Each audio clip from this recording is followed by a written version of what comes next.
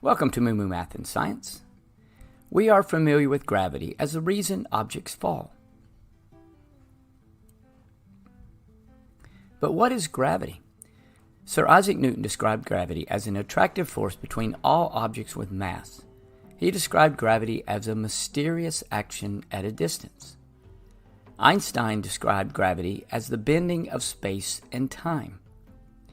The reality is that gravity keeps us from falling off the Earth, and it's what keeps the Earth in orbit around the Sun, and it's what caused the Sun, planets, and moons to form. Every object with mass attracts every other object with mass. That means your dog, the moon, and a huge star are all attracted to you, and you to them. Sir Isaac Newton discovered that the gravitational force between two objects is directly proportional to the product of the mass of the objects and inversely proportional to the square of the distance between the objects. In simple terms, this means the law of gravitation states all objects in the universe attract each other through gravitational force, and the law depends on mass and distance. As the distance between the two objects gets larger, the force of the gravity gets much smaller.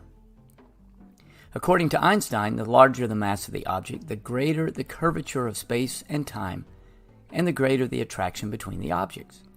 The closer the objects are to one another, the greater the attraction, and the further away from one another, the less attraction, because the curvature of space and time has less of the impact. The reality of Einstein's view and Newton's view is that gravity depends on mass and distance. This is why we feel the force of the Earth, but not the force of the moon, which is both smaller and further away from the Earth. However, the Earth is attracted to the moon. Evidence